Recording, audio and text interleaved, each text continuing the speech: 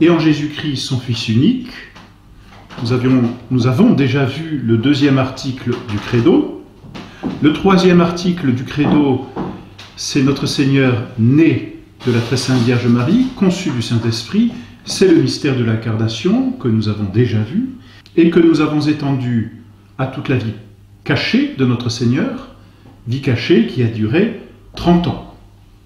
Et que nous avons ensuite étendu davantage à ce que l'on appelle la vie publique de notre Seigneur, c'est-à-dire les 3 années qu'il a passées publiquement avec ses apôtres, devant les foules, à évangéliser, à prouver la sainteté de sa doctrine, à manifester clairement qu'il était le Messie.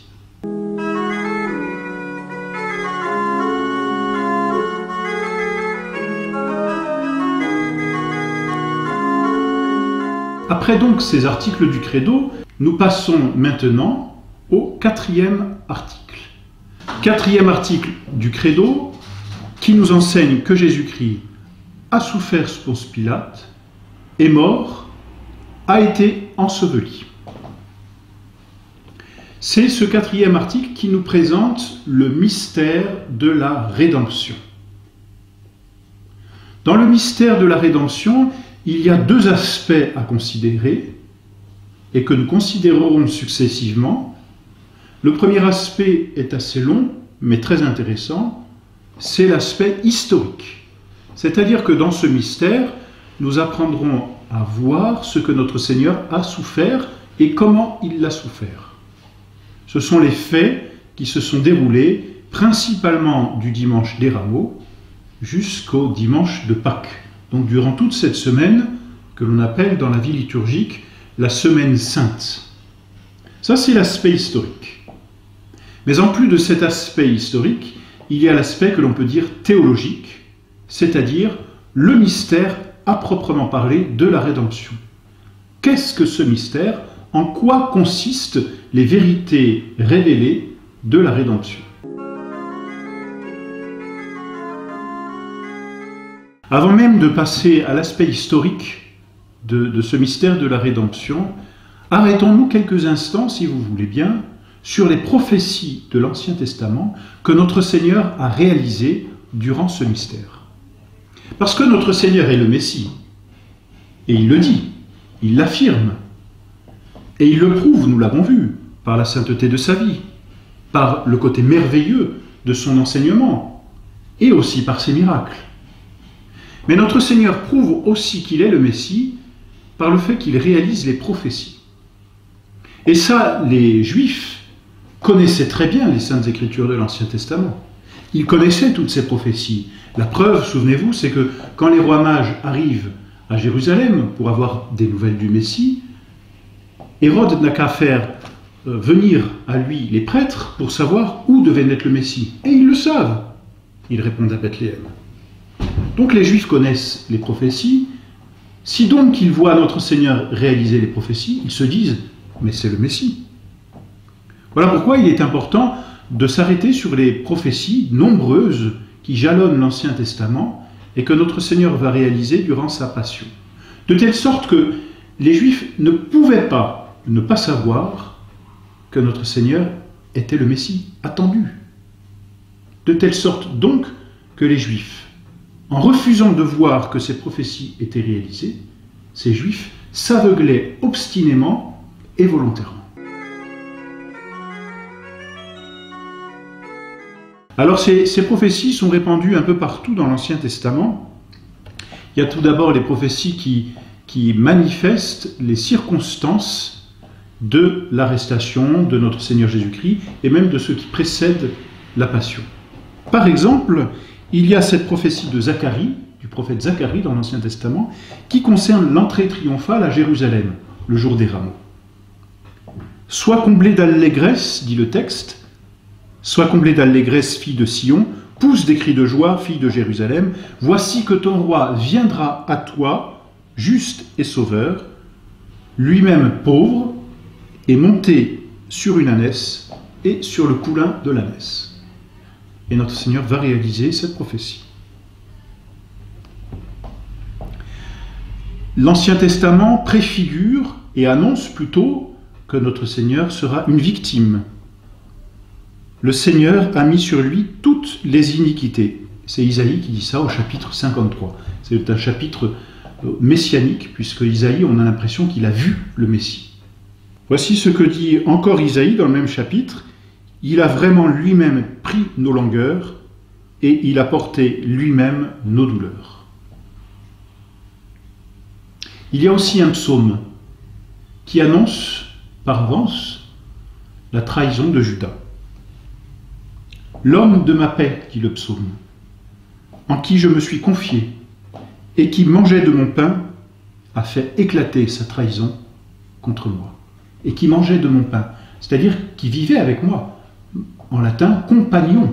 C'est cela, manger à la même table, manger le même pain. C'est Judas. A fait éclater sa trahison contre moi. Et d'ailleurs, on trouve encore dans le prophète Zacharie, cette fois, cette autre prophétie qui concerne Judas. Ils pèseront ma récompense 30 pièces d'argent. Et il y a même cette prophétie, après la trahison de Judas, qui concerne l'achat du champ. Je pris les 30 pièces, dit toujours le prophète Zacharie, et je les jetai dans la maison du Seigneur au potier. C'est pour l'achat du champ. Concernant l'agonie de notre Seigneur, on trouve cette prophétie dans le livre des psaumes encore. Mon cœur s'est troublé au-dedans de moi, et la frayeur de la mort est venue fondre sur moi. La crainte et le tremblement m'accablent, et j'ai été recouvert de ténèbres. Voici ce que dit donc le psaume. Frappe le pasteur, dit Zacharie, et les brebis seront dispersées. On voit là la prophétie de la dispersion des apôtres au moment de l'arrestation de notre Seigneur Jésus-Christ. Plus tard encore, des témoins se sont levés contre moi, mais l'iniquité a menti contre elle-même. Cette prophétie, là encore d'un psaume, manifeste que l'on a fait venir contre notre Seigneur des témoignages et aucun ne s'accordait entre eux. Il demeurera dans le silence, dit Isaïe, sans ouvrir la bouche, comme un agneau est muet devant celui qui le tond. Et là, on a la prophétie du silence de notre Seigneur, silence éloquent s'il en est. Les moqueries aussi et tous les outrages, on les trouve particulièrement dans Isaïe, on en trouve dans les Lamentations aussi. Je suis devenu le sujet de leur raillerie, dit l'Ancien Testament. Il tendra la joue à celui qui le frappera, il sera rassasié d'opprobre. J'ai abandonné mon corps à ceux qui me frappaient, et mes joues à ceux qui m'arrachaient le poil de la barbe. Je n'ai pas détourné mon visage de ceux qui me couvraient d'injures et de crachats. On trouve des prophéties encore plus explicites sur la mort de notre Seigneur, sur sa flagellation, mais aussi sur son crucifiement. Sur la flagellation, par exemple, nous l'avons considéré comme un lépreux frappé de Dieu, parce qu'il était abîmé, justement, comme le lépreux, cette peau qui s'arrache à cause de la flagellation. Il a été blessé à cause de nos iniquités, et nous avons été guéris par ses meurtrissures. Et puis alors le très célèbre psaume 21, celui qui nous décrit tellement bien la passion de notre Seigneur, et que notre Seigneur d'ailleurs entonnera sur la croix, on le verra. Ils ont percé mes mains et mes pieds, ils ont compté tous mes os. Alors compter tous mes os ici, cela veut dire ils n'ont brisé aucun de mes os. Et c'est ce qui s'est passé. J'ai été percé de ces plaies que j'ai reçues dans la maison de ceux qui m'aimaient. Il a livré son âme à la mort et il a été mis au nombre des scélérats parce qu'il a porté les péchés de plusieurs. Et puis le psaume 21 dit encore ailleurs, « Tous ceux qui m'ont vu se sont moqués de moi. Ils ont secoué la tête en disant, « Il a espéré au Seigneur qu'il le délivre, qu'il le sauve, puisqu'il l'aime. »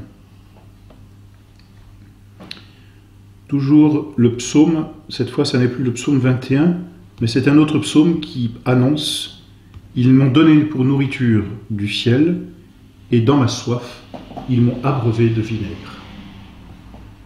Ils se sont partagés mes vêtements, et cette fois c'est encore le psaume 21, et ils ont jeté le sort sur ma robe. C'est le prophète David dans l'Ancien Testament, c'est-à-dire bien longtemps avant la venue de notre Seigneur qui annonce cela. Et puis un autre prophète de l'Ancien Testament, Amos. annonce les ténèbres qui vont se répandre sur la terre au moment de la mort de notre Seigneur. Et il arrivera en ce jour-là, dit le Seigneur, que le soleil se couchera en plein midi, et je ferai que la terre se couvrira de ténèbres lorsqu'elle devait être pleine de lumière. Mon Dieu, pourquoi m'avez-vous abandonné?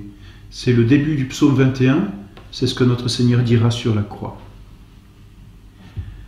Voilà donc pour toutes ces prophéties qui annoncent le Messie de façon assez claire, surtout que les Juifs, voyant comment notre Seigneur mourait, ne pouvaient pas ne pas penser à toutes ces prophéties qui se réalisaient d'une seule fois, qui se réalisaient presque toutes dans le même instant, en tout cas dans l'espace de ces quelques heures qui ont été celles de la passion de notre Seigneur. Alors il est important de penser que quand notre Seigneur s'avance pour se faire arrêter, notre Seigneur lui pense à toutes ces prophéties qu'il réalise. Quand les Juifs s'avancent, eux, pour arrêter notre Seigneur, ils ne peuvent pas penser à toutes ces prophéties puisqu'ils arrêtent celui qui prétend être le Messie. Donc ils pensent au Messie et ils pensent à ces prophéties. Il y a là certainement un aveuglement de tous les Juifs qui n'ont pas voulu voir la réalisation des prophéties par notre Seigneur au moment de sa passion.